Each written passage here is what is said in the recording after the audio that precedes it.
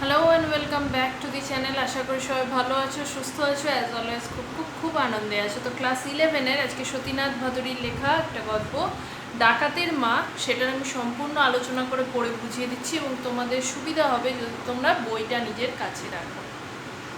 তো চলো শুরু করা যাক। আগে সে ছিল ডাকাতের বউ। সৌখীর বাপ মরে যাবার পর থেকে তার পরিচয় ডাকাতের মা বলে। মানে সৌখী একজন ডাকাত, যার বাবাও ডাকাত ছিল, তাই তার মায়ের এখন পরিচয় হয়েছে ডাকাতের মা। তার বাবা মারা গেছে, তো তার বাবাও ডাকাত ছিল এবং তখন তার পরিচয় ছিল ডাকাতের মা। আচ্ছা, যারা আজকে আমার ভিডিও প্রথম দেখছো তাদের বলে রাখি, আমি সমস্ত কিছু পড়িয়ে তার প্রশ্নোত্তর লিখিয়ে দিই, তা কোনো কিছু চাপ নেওয়ার দরকার নেই, ভালো করে বুঝে নাও। আমি সমস্ত প্রশ্নোত্তর লিখিয়ে দেবো। আর এছাড়াও অন্যান্য ভিডিও আমার আপলোডেড আছে বোঝানো সহ প্রশ্নোত্তর, সেগুলো তোমরা গিয়ে দেখে নিতে পারো। ডাকাতের মায়ের ঘুম কি পাতলা না হলে চলে?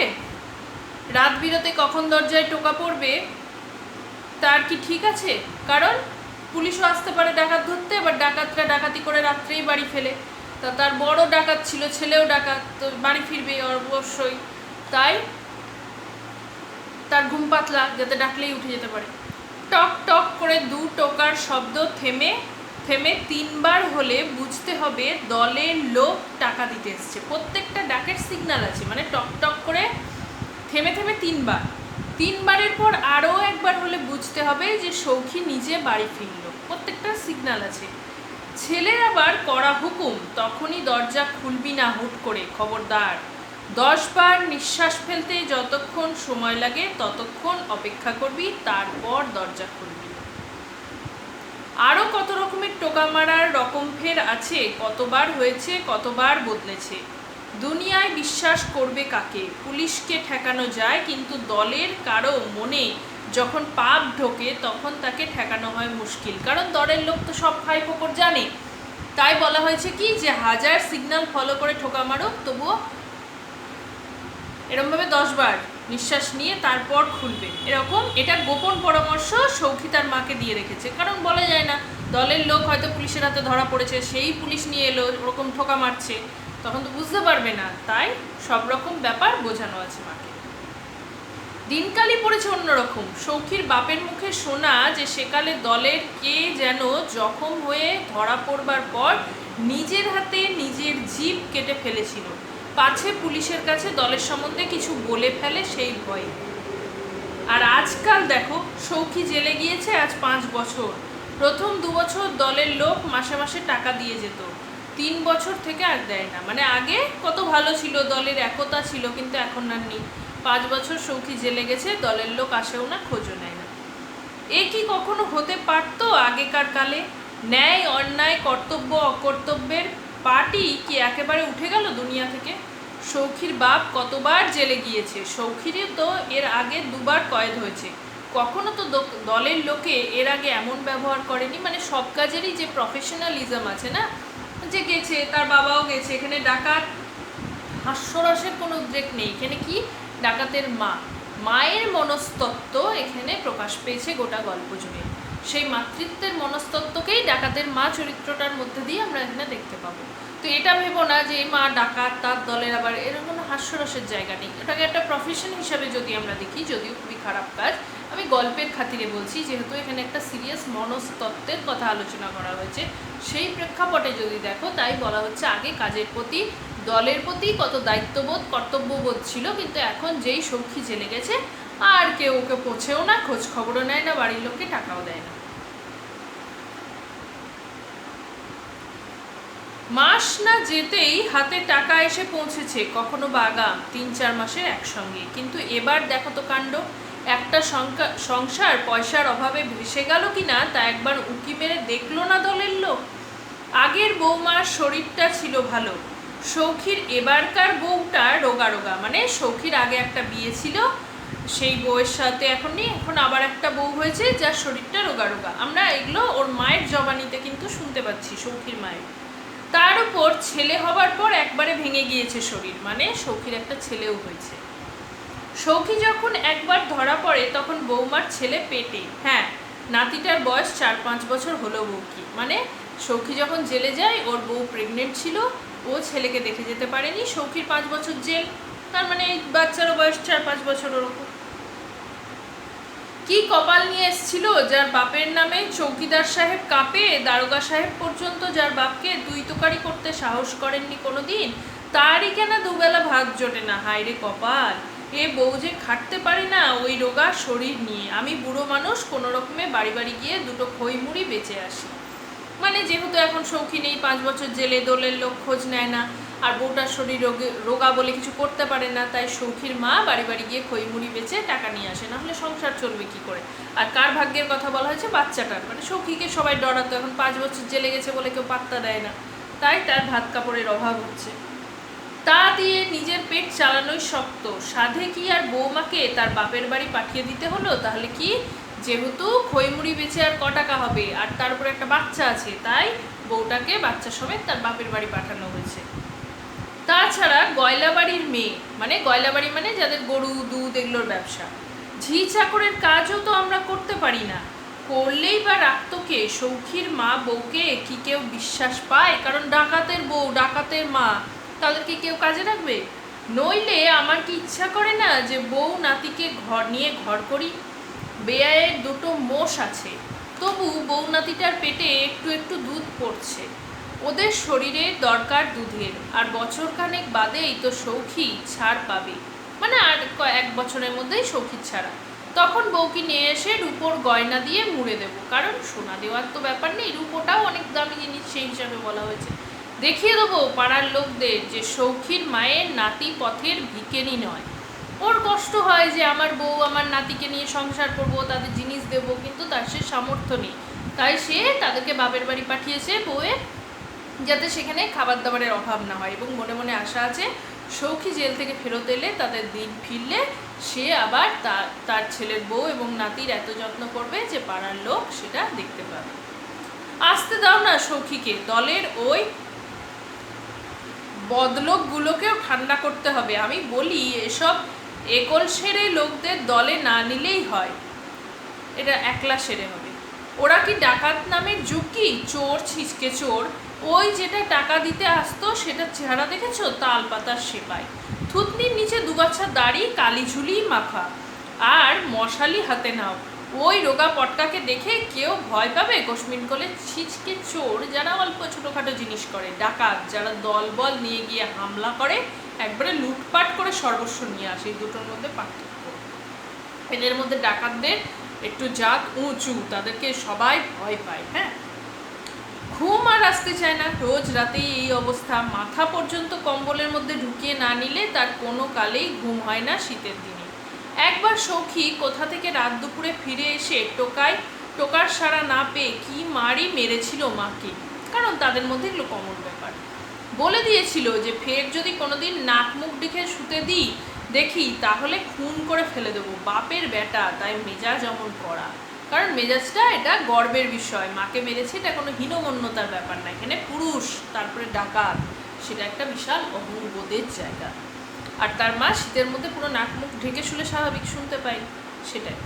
আপাদমস্তক কম্বল মুড়ি দিয়ে নাক ডাকিয়ে ঘুমোলেও একটা বকুনি দেবার লোক পর্যন্ত নেই বাড়িতে, গেল 5 বছরের মধ্যে। এ কীরকম দুঃখের কথা! তো তার এটাই অভ্যেস, সেটা এখন কেউ করছে না দেখে তার দুঃখ হচ্ছে। ঘুমের অসুবিধা হলেও ছেলের কথা মনে করে সে একদিনের জন্য নাক মুখ ঢেকে শয়নি 5 বছরের মধ্যে। যদি জেল থেকে পালিয়ে আসতে পারে, যদি কখনো টোকা দেয়, এই ভেবে নাক মুখ ঢেকে শয়নি। বাইরে নোনা আতা গাছতলায় শুকনো পাতার উপর একটু খড়খড় করে শব্দ হলো, গন্ধ গোকুল কিংবা শিয়াল টিয়াল হবে বোধহয়। কি খেতে যে আসে বোঝা দায়, বুড়ো হয়ে শীত বেড়েছে। আগে একখান কম্বল কেমন দিব্যি চলে যেত, এই কম্বলখানা হয়েওছে অনেক কালের পুরনো। এর আগের বার সৌখী জেল থেকে এনেছিল, সে কি আজকের কথা? মানে যখন জেলে গেছিল যে কম্বলটা দেয় সেটা নিয়ে এনে মাকে দিয়েছিল। কম্বলখানার বয়স ক বছর হবে তার হিসাব করতে গিয়ে বাধা পড়ে। টক টক করে টোকা পড়ার মতো শব্দ কানে এলো, টিকটিকির ডাক বোধহয়। হাতি পাকে পড়লে ব্যাঙেও লাথি মারে। টিকটিকিটার শব্দ খুনসুরি আরম্ভ করেছে মজা দেখবার জন্য, করেনি। টকটক করে আবার দরজায় দুটো টোকা পড়লো। প্রথমটা অত পাত্তা দেয়নি, কারণ 5 বছরের জেল হয়েছে সৌখী, আবার তো এখন 1 বছর বাকি আছে, তো হয়তো টিকটিকির টকটক আওয়াজ হয় না, ওরকম হবে। কিন্তু আবার পড়লো না, তাহলে টিকটিকি না, আওয়াজটা খনখনে, টিনের কপটের উপর টোকা মারার শব্দ। বুড়ি উঠে বসে। ঘর গরম রাখার জন্য যে আগুন করেছিল মেঝাতে সেটা কখন নিভে গিয়েছে, কিন্তু তার ধোঁয়া ঘরের অন্ধকারকে আরও জমাট করে তুলেছে। অন্ধকারের মধ্যে ধোঁয়া হলে আরও ঘোলাটে হয়ে যায়। এতদিনে কি তাহলে দলের হতভাগাগুলোর মনে পড়েছে সৌখীর মায়ের কথা? মানে ওদের দলের লোক এসছে, কারণ সৌখীর তো এখনো ছাড়া পাওয়ার টাইম হয়নি, তাই ভাবলো দলের লোক এসছে। আবার দরজায় দুটো টোকা পড়লো। আর সন্দেহ নেই, অনেক দিনের অভ্যাসের পর এই সামান্য ব্যাপারটা বুড়ির মনের মধ্যে একটি উত্তেজনা এনেছে। এতদিন তো কেউ আসেনি, দীর্ঘ 5 বছর, মানে প্রথম 2 বছর আসতো, তারপর 3 বছরই, তাই খুব হয়েছে। তবু বলা যায় না কে না কে। সৌখীর মা আস্তে আস্তে উঠে দরজার পাশে গিয়ে দাঁড়ায়। বন্ধ কপাটের ফাঁক দিয়ে বাইরের লোকটাকে দেখবার চেষ্টা করলো। লোকটাও বোধহয় কপাটের ফাঁক দিয়ে ভিতরে দেখবার চেষ্টা করছে। বাইরেও ঘুটঘুটে অন্ধকার, কিছু দেখা যায় না, বিড়ির গন্ধ নাকে আসছে। আবার টোকা পড়লো দুটো, এবার একেবারে কানের কাছে। এই টোকা পড়বার কথা ছিল না। অবাক কাণ্ড, তাহলে তো লোকটা টাকা দিতে আসেনি, পুলিশের লোকটোক নয় তো।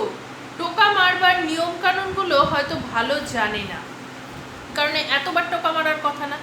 সৌখী ছাড়া পাবার যে এখনো বহু দেরি, তাই সৌখী এখন ছাড়া পাবার কথা না। নিশ্চয়ই পুলিশের লোক। তবে তুমি যেই হও, টাকা দিলে নিশ্চয়ই নিয়ে নেব, তারপর অন্য কথা। কথা বলতে হবে সাবধানে, দলের কারো নামধাম আবার মুখ দিয়ে বেরিয়ে না পড়ে অজান্তে। এগুলো সৌখীর মা নিজের মনে ভাবছে যে সাবধানে কথা বলতে হবে, যদি অন্য লোক হয় যাতে কারো নামধাম না বেরিয়ে পড়ে। টাকা দিলে নেবে, কারণ তার টাকার দরকার। হঠাৎ মনে পড়লো হুড়কো খুলবার আগে 10 বার নিঃশ্বাস ফেলবার কথা। মানসিক উত্তেজনায় নিঃশ্বাস পড়ছেই না, তা গুনবে কি? বুকের মধ্যে ধরাস ধরাস করছে। বুড়ি তাড়াতাড়ি 10 বার নিঃশ্বাস ফেলে নিয়ম রক্ষা করে নিল। কে? দরজা খুলে সম্মুখে এক লম্বা চওড়া লোককে দেখে ডাকাতের মায়েরও গা ছমছম করে। মানে ডাকাতের মাস, তার ছেলেই তো ডাকাত, আবার সে ভয় পাবে কি? কিন্তু তবুও একটা লম্বা চওড়া লোককে রাত্রেবেলায় দেখে তারও ভয় লাগলো। ঘর যে একবারে ঘুটঘুটে অন্ধকার, ঢুকি কি করে? কে? সৌখী? ওমা তুই? আমি ভাবি কে না কে। সৌখী এসছে। বুড়ি ছেলেকে জড়িয়ে ধরেছে। এ ছেলে বুড়ো হয়েও সেই একই রকম থেকে গেল। জেল থেকে ছাড়া পেয়ে ফিরছে, বুক ফুলিয়ে পাড়া জাগিয়ে ঢুকতে পারতো বাড়িতে অনায়াসে, কিন্তু দরজায় টকা মেরে মার সঙ্গে খুনসুরি হচ্ছিল এতক্ষণ। এ আনন্দ তার রাখবার জায়গা নেই। লাট সাহেব জেল দেখতে গিয়েছিল, আমার কাজ দেখে খুশি হয়ে ছেড়ে দেবার হুকুম দিল। এটা হয়, কারণ যখন বড় সাহেবরা যায়, জেলের কয়েদিরা যা ভালো নেচার, ভালোভাবে থাকে, তাদের শাস্তির মেয়াদ কমিয়ে দেয়। তো অলরেডি 5 বছর থেকে গেছে, আর 1 বছর ছিল, সেটা মুকুব করে দিয়েছে। খুশি আর কি। হেড জমাদার সাহেবকে টাকা খাইয়েছিলাম, সেই সুপারিশ করে দিয়েছিল জেলার বাবুর কাছে, তাই বেশি রেমিশন পেয়ে গেলাম। আচ্ছা তুই কুপিটা জ্বাল তো আগে, তারপর সব কথা হবে। মাকে বলছে তো, আগেকার দিন এটা প্রচলন ছিল যে মাকে তুই তুকারি করে কথা বলা হতো। তো বলছে তুই কুপি মানে প্রদীপ, সেটা জ্বালো, কারণ অন্ধকার, তারপরে কথা।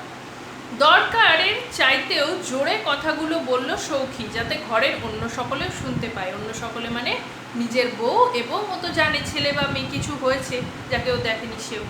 তারপর মাকে কেরোসিন তেলে টেমিটাকে খুঁজতে সাহায্য করার জন্য দেশলাইয়ের কাঠি জেলে তুলে ধরলো। মানে যেটা কেরোসিন তেলের কুপিটা আছে, সেটা দেশলাইয়ের কাঠিটা যাতে অন্ধকারে খুঁজে পায়। বুড়ি এতক্ষণে আলোতে মুখ দেখতে পেল ছেলে। চুলে বেশ পাক ধরেছে এবার, তাই বাপের মুখের আদল ধরা পড়েছে ছেলের মুখে। রোগা রোগা লাগছে যেন। সৌখীটার তো বাপের মতো জেলে গেলে শরীর ভালো হয়, তবে এবার এমন কেন? মানে জেলে যেত, ভালোভাবে আনন্দে থাকতো, শরীরটা ভালোই হতো, ওর বাবারও তাই হতো, কিন্তু এবার যেন কেমন রোগা লাগছে, চুলগুলো একটু পেকে গেছে। ছেলের চোখের চাউনি ঘরের দূর দেওয়াল পর্যন্ত কি যেন খুঁজছে। কাদের খুঁজছে সে কথা আর বুড়িকে বুঝিয়ে বলে দিতে হবে না। কাদের খুঁজছে? নিজের বউকে, বাচ্চাকে, তাদেরকে। হ্যাঁ রে, জেলে তোর অসুখ বিসুখ করেছিল নাকি? সৌখী এ প্রশ্ন কানে তুলতে চায় না, জিজ্ঞাসা করে এদের কাউকে দেখছি না, জিজ্ঞেস করলো এবার। প্রতি মুহূর্তে বুড়ি এই প্রশ্নের ভয়ই করছিল, জানা কথা যে জিজ্ঞাসা করবে। তবু বউ বাপের বাড়ি গিয়েছে। হঠাৎ বাপের বাড়ি? এতদিন পর বাড়ি ফিরেছে ছেলে, এখনই সব কথা খুলে বলে তার মেজাজ খারাপ করে দিতে চায় না বুড়ি। মরদের রাগ, মরদ মানে ছেলে, শুনেই এখনই হয়তো ছুটবে রাগের মাথায় দলের লোকের সঙ্গে ঝগড়া বোঝাপড়া করতে। মানে যে তারা টাকা পয়সা দেয়নি, অভাব, এসব শুনলে হয়তো শেষ হবে, দলের লোকের সাথে ঝগড়াঝাটি করবে। নাতি আর বউয়ের শরীর খারাপের কথাও এখনই বলে কাজ নেই। ছেলে ছেলে করে মরে সৌখী। আগের বউটার ছেলে পিলে হয়নি, এই বউয়ের ওই একটি তো টিম টিম করছে। তার শরীর খারাপের কথা শুনলে হয়তো সৌখী এখানে আর একদিনও থাকবে না। এতদিন পর এসছে। আগের বউটার ছেলে পিলে কিছু ছিল না, তো এই বউটার একটাই ছেলে, তারও যদি শরীর খারাপ হয়েছে শুনে তো সৌখীর খুব মাথা গরম হয়ে যাবে, সে বেরিয়ে যাবে। এতদিন পর মা ছেলেকে পেয়ে ছেলেকে আর কাছছাড়া করতে চাইছে না, যেটা আগেই বলেছিলাম। এখানে মাতৃহৃদয়ের মনস্তত্ত্ব, মায়ের মনস্তত্ত্বই প্রকাশ পাবে, তো এখানেও সেটা। এতদিন পর এলো, একদিনও কাছে রাখতে পারবো না?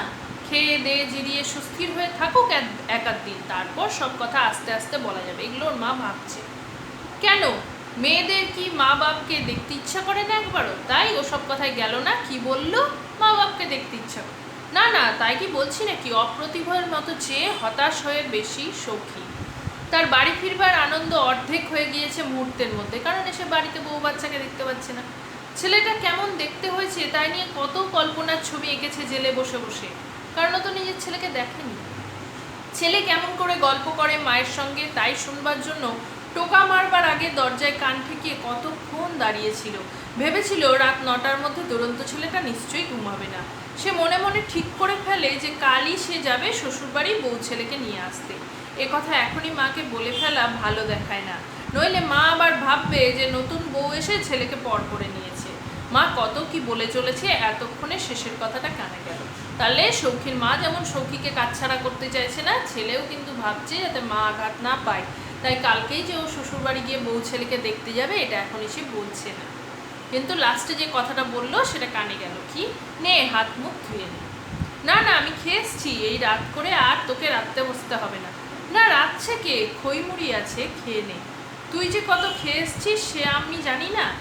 ব্যবসার পুঁজি খইমুড়িগুলো শেষ করে শোয়ার সময় তার হঠাৎ নজরে গেল মার গায়ের ছেঁড়া কম্বলখানার দিকে। ব্যবসার পুঁজি মানে বুড়ি তো ওই খইমুড়িগুলো বিক্রি করে বাড়ি বাড়ি, তো সেই যেটুকু বাকি ছিল সেগুলো ছেলেকে খাইয়ে দিল। তারপরে শোয়ার সময় সৌখী দেখলো মায়ের কম্বলটা ছেঁড়া। ওখান আমাকে দে। আপত্তি ঠেলে সৌখী নিজের গায়ের নতুন কম্বলখানা মায়ের গায়ে জড়িয়ে দিল, কারণ এবারও জেলে গেছিল, একটা নতুন কম্বল পেয়েছে, সেটা মাকে দিল, মায়ের ছেঁড়াটা নিজে দিল। নতুন কম্বল মুড়ি দিয়ে শুয়েও বুড়ির ঘুম আসতে চায় না, পা কিছুতেই গরম হয় না। রাজ্যের দুশ্চিন্তায় মাথা গরম হয়ে উঠেছে। সৌখীর নাক ডাকানির একঘেয়ে শব্দ কানে আসছে। সৌখী তো ঘুমিয়ে নাক ডাকছে, কিন্তু বুড়ির মাথায় দুশ্চিন্তা। কীভাবে বউ ছেলের কথা বলবে, কিভাবে ডাকাত দল পয়সা দেয় না সেসব বলবে, এইসব চিন্তা করছে। এতদিন পর ছেলে বাড়ি এলো, কোথায় নিশ্চিন্ত হবে তা নয়, সৌখীকে কি খেতে দেবে কাল সকালে সেই হয়েছে বুড়ির মস্ত ভাবনা, কারণ কিছুই তো নেই। আজকের রাতটা না হয় বিক্রির খইমুড়ি দিয়ে কোনো রকমে চলে গেল। যদি বলতো দুটো ভাত খেতে ইচ্ছা করছে তাহলেই আর উপায় ছিল না। সব কথা না বলে আলু চচ্চড়ি খেতে কি ভালোই বাসে সৌখীটা, কতকাল হয়তো জেলে খেতে পায়নি। আলু, চাল, সর্ষের তেল সবই কিনতে হবে, অত পয়সা পাবো কোথায়? ভোরে উঠেই কি ছেলেকে বলা যায় যে আগে পয়সা জোগাড় করে আন তবে রেঁধে দেবো, কারণ সকালে উঠে কিছু তো খেতে দিতে হবে। আগে কি বলা যায়? কিচ্ছু নেই, কিছু একটা দিতে হবে তো খেতে, তারপর তো বাকি কথা।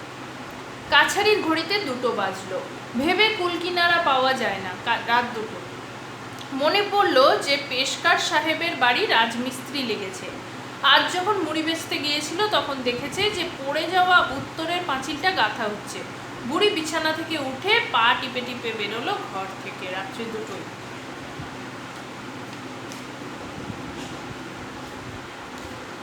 আজকে এখন এই পর্যন্ত থাক। এটা হচ্ছে 17 নম্বর পেজের ঘর থেকে বুড়ি বেরালো, সেখানে পর্যন্ত বুঝলাম। নেক্সট দিন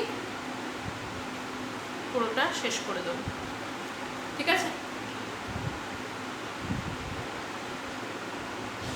তো আশা করি ভালো লেগেছে, বুঝতেও কোনো অসুবিধা হয়নি। যদি ভালো লেগে থাকে প্লিজ চ্যানেলটাকে লাইক, শেয়ার, সাবস্ক্রাইব করো। দেখা হবে নেক্সট দিন, এটারই কন্টিনিউয়েশন ভিডিও নিয়ে। আমি দেরি করবো না, পরপর 2 দিন 2টো ভিডিও দিয়ে দেবো, ঠিক আছে? ভালো থেকো, দেখা হবে।